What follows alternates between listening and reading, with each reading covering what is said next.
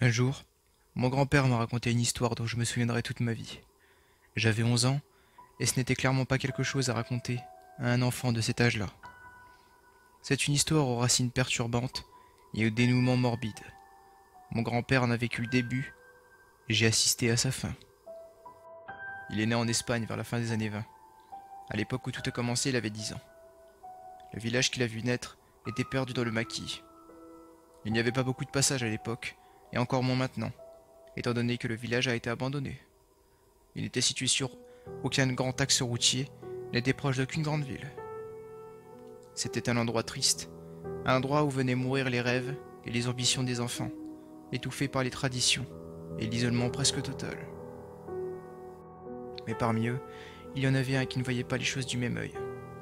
Son père le destinait comme beaucoup d'autres villages à lui succéder comme vigneron. Le garçon se rêvait flûtiste dans un grand orchestre. Il se voyait jouer devant des centaines de personnes à Madrid ou encore à Barcelone. Il avait ce rêve en lui depuis qu'il avait déniché une vieille flûte en bois dans le grenier. Un instrument tellement abîmé que l'enfant lui-même s'était étonné d'en tirer un son la première fois qu'il avait soufflé dedans. Son père ne voyait pas ce nouveau passe-temps d'un bon œil, car tout le temps que passait son fils à extirper des sons de son instrument ridicule, c'était du temps perdu. Il aurait dû, à la place, apprendre les différentes techniques de coupe de raisin ou encore les méthodes de levage, d'agrafage. Comment un artiste sans le sou pourrait-il s'occuper de son père lorsque celui-ci serait immanquablement rattrapé par l'âge? Se dissimulant au regard désapprobateur de son père, le garçon commença à jouer en cachette. Mais au village, les murs avaient des oreilles et le son distinctif de sa flûte ne passait pas inaperçu. Alors il laissa les petites maisons de pierre derrière lui et s'enfonça dans la garrigue. Il marcha longtemps, passant ravins et crevasses, montant et dévalant les collines. Il ne s'arrêta que lorsqu'il arriva à sa cachette, devant la grande pierre. C'était un énorme morceau de roc rougeâtre, semblant avoir été déposé là par une main divine et gigantesque. Le garçon s'asseyait toujours sur la même vieille souche d'arbre, et après avoir regardé par-dessus son épaule, il jouait de sa flûte, sans se soucier de savoir si on l'écoutait ou pas. Les premiers temps, les notes étaient hésitantes. Les sons qui sortaient du petit instrument de bois étaient stridents et tremblants. Mais plus l'enfant venait s'asseoir face à la pierre, plus les jours passaient, et mieux il jouait de sa petite flûte. Il arriva bientôt à créer des mélodies de plus en plus complexes. Un jour, alors qu'il jouait comme à son habitude, un corbeau noir comme la nuit vint se poser sur sa grande pierre. L'enfant s'arrêta de jouer et observa le volatile. Cette fois-ci, le garçon avait un public. Il se remit donc à jouer, et à la fin de son récital, salua bien bas le corbeau avant de s'en aller. Alors qu'au village on parlait de guerre civile et de disparition, le garçon passait toutes ses après-midi assis sur la souche, devant la grande pierre.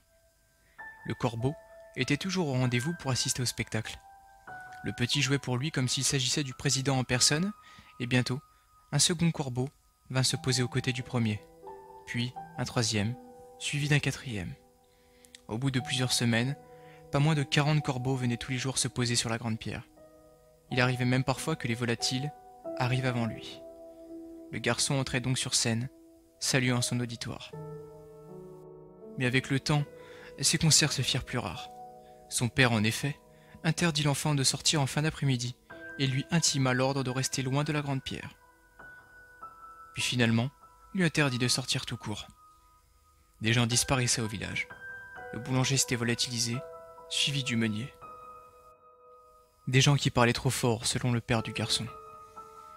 D'autres habitants étaient partis sans explication. Des gens respectables, pourtant bien établis dans le village, déménageaient du jour au lendemain.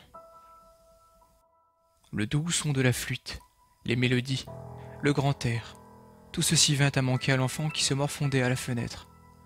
C'est ainsi qu'un mois plus tard, alors que d'autres villageois avaient encore disparu, le petit garçon profita du lourd sommeil de son père pour s'éclipser. La nuit tombait doucement, et beaucoup de maisons étaient maintenant inoccupées.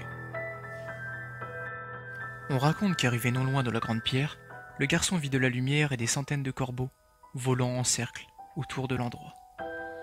Les habitants qui vivaient encore au village, bien que peu nombreux, racontèrent avoir entendu un bruit terrible et sec, comme un coup de fouet titanesque qui résonna dans toute la vallée. On raconta aussi qu'une odeur atroce pouvait être sentie dans tout le village, jusqu'à l'intérieur des maisons. L'enfant, quoi qu'il advient de lui, ne revint jamais de sa promenade au crépuscule. Mon grand-père a toujours assuré que ce petit garçon était son frère, même si mon père était certain qu'il n'avait pas connaissance d'un oncle mort étant enfant.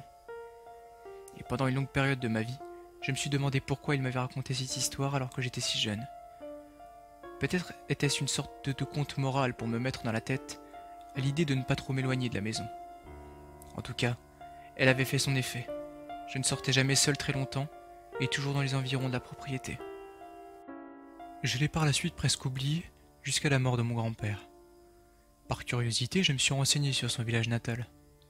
Et je n'ai rien trouvé qui parlait d'une légende d'enfant jouant de la flûte au corbeau. Mais j'ai découvert quelque chose de beaucoup plus triste. Le village, à l'époque où mon grand-père y était enfant, s'était retrouvé tiraillé par la guerre civile espagnole. Beaucoup d'habitants ne soutenant pas le régime franquiste, et certains même le revendiquaient ouvertement. Les troupes nationalistes stationnées dans la région faisaient régulièrement des descentes au village pour amener les habitants qui affichaient avec trop de conviction leur soutien aux républicains, les soupçonnant de leur apporter de l'aide dans leur déroute. Les descendants des disparus ont longtemps ignoré leur sort de leurs aïeux. Ils s'étaient volatilisés sans laisser de traces, emportés par les fascistes. Avaient-ils été emmenés dans des camps de concentration? Avaient-ils été fusillés? Où étaient leurs corps? Des questions qui restèrent longtemps sans réponse. Mais il y a quelques années, ces familles se sont réunies pour pousser le gouvernement espagnol à se pencher sur leur cas. Les recherches qu'ils ont menées leur ont permis de découvrir une fosse commune, non loin d'une immense pierre rouge, dans laquelle se trouvaient 28 corps calcinés pour la plupart, tous abattus d'une balle dans la tête ou la nuque. Il n'y avait qu'un seul cadavre dont les os étaient restés intacts. D'après les enquêteurs, il avait été tué bien après les autres et n'avait pas été brûlé comme eux. C'était un squelette d'enfant présentant lui aussi la marque d'une balle placée entre les deux yeux. Ce qui a définitivement fini par me persuader de la vérité de l'histoire de mon grand-père. C'était l'objet que tenait l'enfant, dans sa main toujours serrée. Une petite flûte en bois.